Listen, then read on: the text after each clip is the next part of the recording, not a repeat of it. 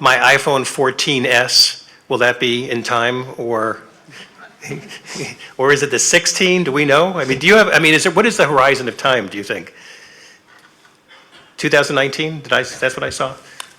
Actually, a key milestone from the Spectrum part is 2019, because we will look at this. In terms of standardizations, I think the same frame will be well thinking. I mean, in terms of development, we see that for the period 2014-2015, most of the investment, as I mentioned previously, will be on the 4G in terms of operationals and development of the network. But definitely 5G will come smoothly after. So I would say 2020, 2022, we will start thinking about this 5G implementation, and it will be smoothly on the top of the existing. I mean, another point about 5G, that is my own view, but it will not disrupt or distort everything. It will be an additional component. We will make value on the top of the existing one. Well, thank you. I'm actually relieved, because that means it'll be the iPhone 14s. And so I have many years to go through the cycles of what I have. Then good. All right, our next speaker is Claudia Selli, who is the EU Affairs Director for AT&T, headquartered in Belgium. Thank you very much for having me here. So very briefly to AT&T, as you know, it's one of the largest communication company worldwide. We connect 3.5 billion industry consumers around the world, helping them to be connected in more than 200 countries.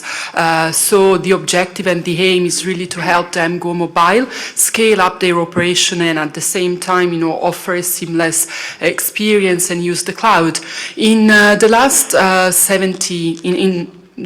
the past 70 years, we have seen really the pace of innovation, which has been slow and incremental. So we were used to wireline and wireless telephone. We had broadcasted and cable TV, satellite. But in the last 10 years, the pace of innovation has been incredible, as previous speakers were also saying.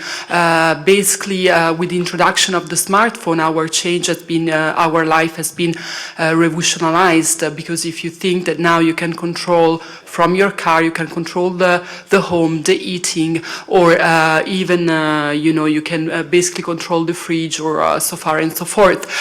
So it's everything is connected, and as a consequence, also our network has experienced an incredible increase in the data flow.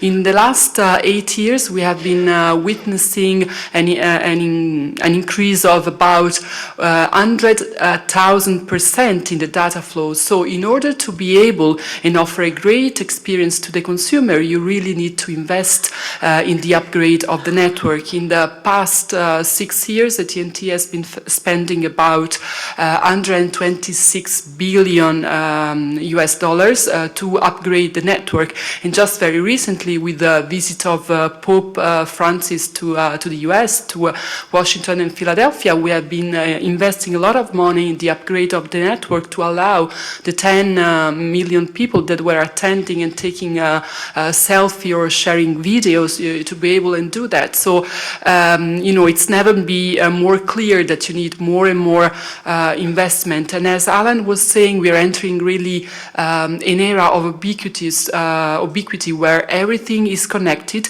It's not just connecting the objects to the network, but it's also allowing them to talk to each other and provide the customer with really a seamless experience. That's really what we're trying to do and offer. So offer them a global network where you're really able to use the application you need.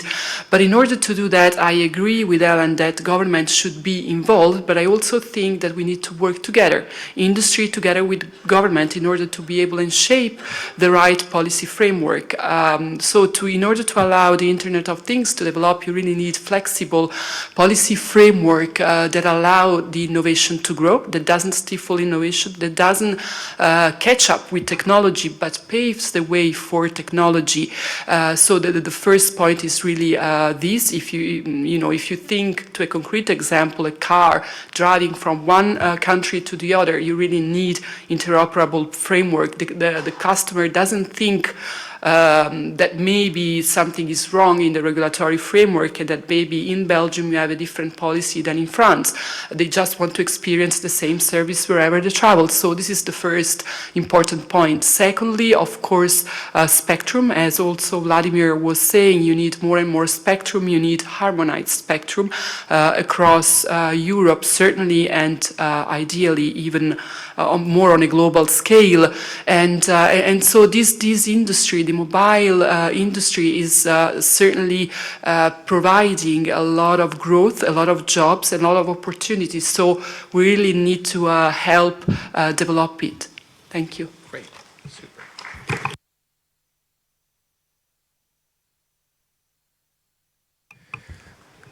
I didn't plan it this way, but I'm looking left and right, and our speakers are just lining up perfectly. So our next speaker is Basuki Yusuf Iskandar, who is the head of Agency for ICT and R&D and Human Resource Development, Ministry of Communication Information Technology, Republic of Indonesia.